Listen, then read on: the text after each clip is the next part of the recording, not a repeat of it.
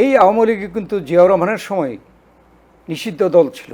দেশে যে বিশাল পরিবর্তন এর সূচনা করেছিলেন জিয়াউর রহমান।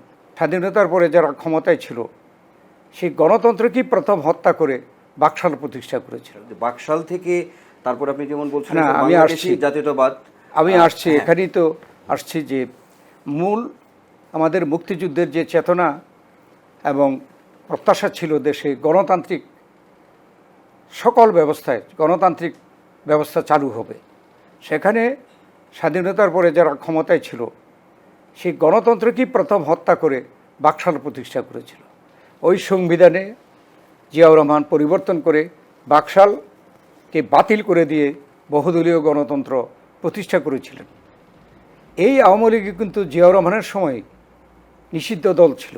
বাকশাল হওয়ার পরে কোনো দল এখানে বাংলাদেশে কোনো দল ছিল না, নিষিদ্ধ।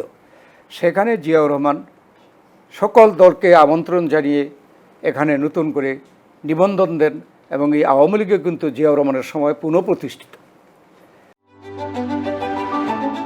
Hire Google TV, endless color, smart living.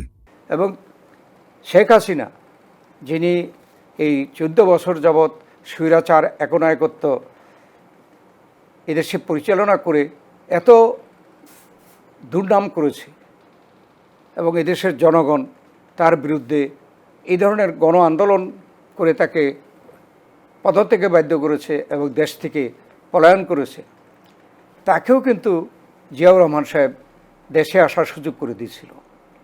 যাই হোক, দেশে যে বিশাল পরিবর্তন এর সূচনা করেছিলেন জিয়াউর রহমান 19 দফার মাধ্যমে, এবং বাংলাদেশ যখন অগ্রসর হচ্ছে, এই বাংলাদেশকে আন্তর্জাতিকভাবেও তিনি অত্যন্ত মর্যাদার স্থানে পৌঁছে দিয়েছেন। জাতিসংঘে এই বাংলাদেশ সিকিউরিটি কাউন্সিলে স্থান করে নিয়েছিল। যে সকল আমাদের মুসলিম কান্ট্রিগুলো আছে, বিভিন্ন জায়গায় যে সংকট ছিল, ইরাক ইরান যুদ্ধ ছিল, এগুলোতে সমঝোতা করার জন্য তিনি দায়িত্ব পেয়েছিলেন এবং কাজ করছিলেন। এইভাবে তিনি আন্তর্জাতিকভাবেও বাংলাদেশকে গুরুত্বপূর্ণ জায়গায় নিয়ে গেছিলেন। এই সকল কারণেই কিন্তু বাংলাদেশের যারা উন্নয়ন, অগ্রসর, স্বাধীনতা, সার্বভৌমত্ব, গণতন্ত্র যারা চায় না, মুক্তবাজার অর্থনীতিতে আমরা অগ্রসর হয়ে যাই, যারা চায় না, তারাই কিন্তু ষড়যন্ত্র করে, জাতীয় এবং আন্তর্জাতিক ষড়যন্ত্র করে জিয়াউর রহমানকে হত্যা করেছে।